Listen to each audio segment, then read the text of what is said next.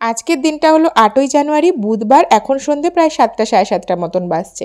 এদিকে টিভি চলছে, আর টিভি চললেই তোজোর নিজের মতন গান চালাতে থাকে, ওর যে গানগুলো পছন্দ সেইগুলো।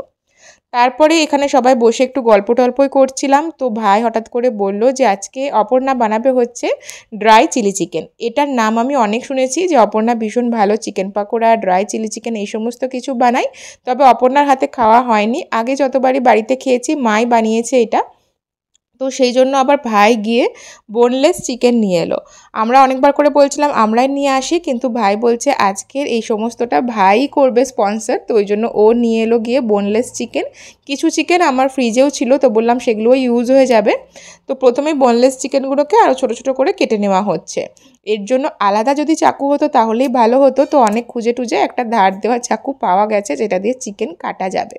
আর এদিকে আমার তো কোনো রকম সস ছিল না, তো উজ্জ্বল হচ্ছে ব্লিঙ্কিটে অর্ডার করে দিয়েছিল রেড চিলি সস, একটা প্লেন চিলি সস, একটা সয়া সস, আর একটা হচ্ছে ভিনিগার।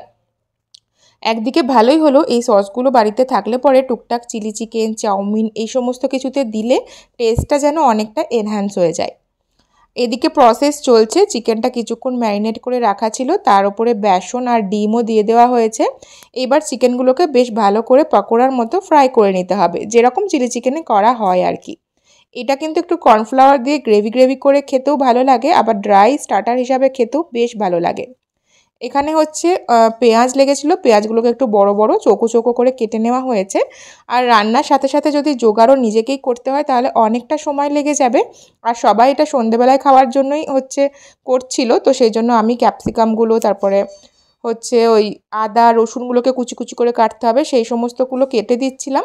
আর এদিকে অপর্ণা হচ্ছে চিকেনগুলোকে ভেজে নিচ্ছিল, কারণ এতটা চিকেন ভাজতেও অনেকটা সময় লাগবে।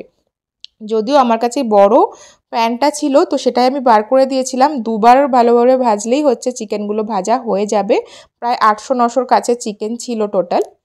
আর এদিকে দেখো একদম সুন্দর লাল লাল করে ভাজাও হয়ে গেছে।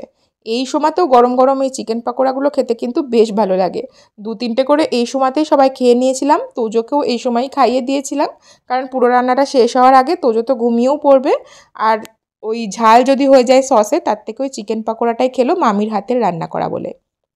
তারপরে কড়াইয়ের মধ্যে পেঁয়াজ আর ক্যাপসিকামগুলো হালকা করে ভাজা হয়ে গেছিলো। তারপরে চিকেনটাও দেওয়ার সাথে সাথে সমস্ত সস, ভিনিগার সমস্ত কিছু দিয়ে নুন মিষ্টি দিয়ে এবার নাড়াচাড়া করতে হবে, তাহলে এই ড্রাই চিলি চিকেনটা রেডি হয়ে যাবে। স্টার্টার হিসাবে খেতে যেমন ভালো লাগে, এটা চাউমিন হোক, ফ্রাইড রাইস হোক, সমস্ত কিছুর সাথেই কিন্তু ভালো লাগবে, আর খেতেও হয়েছিল দারুণ।